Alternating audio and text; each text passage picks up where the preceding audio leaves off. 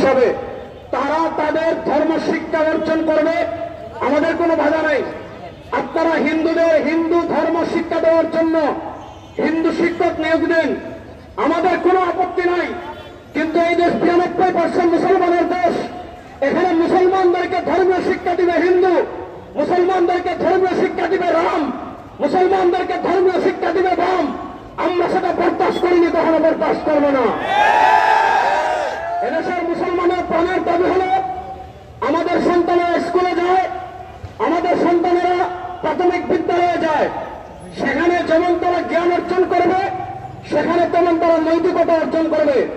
আপনারা দেখেছেন ফ্যাসিস্ট আওয়ামী লীগ ক্ষমতায় আসার শুরুর দিকে সর্বশেষ যে শিক্ষানীতি ছিল 2010, সে 2010 শিক্ষানীতির 2য় পৃষ্ঠায় স্পষ্ট বলা হয়েছে আমাদের বাচ্চাদের নৈতিকতা শিক্ষার জন্য তাদেরকে ধর্ম শেখাতে হবে। কারণ ধর্ম ছাড়া, ধর্ম শিক্ষা ছাড়া আর কোনো কিছু দিয়ে বাচ্চাদেরকে নৈতিকতা শেখানো যাবে না। এজন্য আমরা দেখেছি 2024 জুলাই আগস্টের গণবিপ্লবের পর আমাদের নেতা পীর সাহেব চরমোনাই, আমাদের নেতা শাহেখ চরমোনাই এবং অন্যান্য ইসলামী রাজনীতিবিদ বৃন্দ এবং যারা বরেণ্য ইসলামিক স্কলার আছেন এবং আমাদের বাংলাদেশে ইসলামপন্থী যত মুসলমান আছে, তাদের সকলের প্রাণের দাবি ছিল যে 2024 জুলাই আগস্টের সেই ভারতের সেট আপ যারা পতিত হয়েছে, ভারতের যে কারিকুলাম বাংলাদেশে তৈরি করা হয়েছে, যারা তৈরি করেছিল তাদের বিদায়ের পর আমাদের প্রাণের দাবি ছিল যে এবার আমাদের প্রাথমিক বিদ্যালয়ে ধর্মীয় শিক্ষক নিয়োগ দেওয়া হবে। কিন্তু আমরা গত 2 সপ্তাহ আগে দেখেছি প্রাথমিক গণশিক্ষা অধিদপ্তর যেটা আছে সেটা থেকে প্রজ্ঞাপন প্রকাশ করা হয়েছে, সেখানে ধর্মীয় শিক্ষার শিক্ষক নিয়োগের কোনো আলাপ নাই।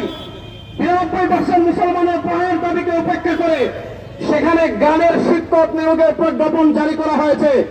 আমরা আমাদের বাচ্চাদেরকে, আমরা আমাদের ছেলেদেরকে, আমরা আমাদের মেয়েদেরকে গান শেখানোর জন্য স্কুলে পাঠাই নাই। গান শেখানোর জন্য অনেক প্রতিষ্ঠান আছে, তারা শেখাবে। স্কুলে নৈতিকতা শেখানোর জন্য পাঠাই, স্কুলে চরিত্র শেখানোর জন্য পাঠাই, স্কুলে আদর্শ মানুষ হওয়ার জন্য পাঠাই। নৈতিকতা, চরিত্র এবং আদর্শ ইসলাম ধর্ম ছাড়া অন্য কিছু দিয়ে অর্জন করা সম্ভব না।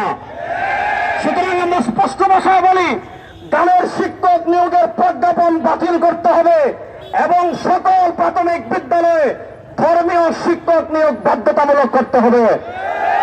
আমাদের আরেকটা দাবি হলো, আপনারা জানেন সিপাহী বিপ্লব ব্যর্থ হওয়ার পর থেকে নিয়ে 1757 সালে সিপাহী বিপ্লব ব্যর্থ হওয়ার আগের শহীদ আহমদ শহীদ দেহলভী রাহিমাহুল্লাহ থেকে শুরু করে শাহ আব্দুল আজিজ মুহাদ্দিস দেহলভী রাহিমাহুল্লাহর দারুল হারব ফতোয়ার পর শহীদ উত্তাইফা হাজী ইমদাদুল্লাহ মুহাজির মক্কি রাহিমাহুল্লাহ, শহীদ আহমদ শহীদ দেহলভী রাহিমাহুল্লাহ, শাহ ইসমাইল শহীদ রাহিমাহুল্লাহ, ফকিহ উম্মত রশিদ আহমদ গাঙ্গুহি রাহিমাহুল্লাহ, হুজ্জাতুল ইসলাম কাসিম নানতবী রাহিমাহুল্লাহ, তারা এই উপমহাদেশের মানুষের তাহজিব তামাদ্দুন রক্ষা করার জন্য, আপনারা জানেন সিপাহী বিপ্লব ব্যর্থ হওয়ার পর 1866 সালে দারুল দেওবন্দ প্রতিষ্ঠা হয়েছিল। বাংলাদেশে দারুল দেওবন্দকে সামনে রেখে অনেক কওমি মাদ্রাসা আছে যারা এদেশের ইসলাম তাহজিব তামাদ্দুনের অন্যতম পাহারাদার।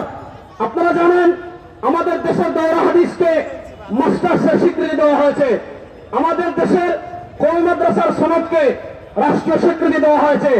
আমি সব জায়গায় বলি আমাদের স্বীকৃতি এটা একটা কলাপাতা, কলাপাতারও দাম আছে, কলাপাতা দিয়ে মসজিদে অনেক সময় সিন্নি নেওয়া যায়, কিন্তু কওমি মাদ্রাসার স্বীকৃতি আমাদের রাষ্ট্রীয়ভাবে এটার কোনো মূল্য নাই। আমরা স্পষ্ট ভাষায় বলি আমাদের দেশে যে ধর্মীয় শিক্ষক নিয়োগ দিবেন সেখানে কওমি মাদ্রাসার দাওরা হাদিসে যারা উত্তীর্ণ হবে তাদেরকেও সুযোগ দিতে হবে, কারণ তারাই প্রকৃত নৈতিকতা চর্চা করে এবং তাদের অর্থে যদি আপনারা সুযোগ দেন তাহলে বাংলাদেশের শিশুদেরকে তারা বিশুদ্ধ ঈমান শিখাবে, বিশুদ্ধ ইসলাম শিখাবে, বিশুদ্ধ নৈতিকতা শিখাবে।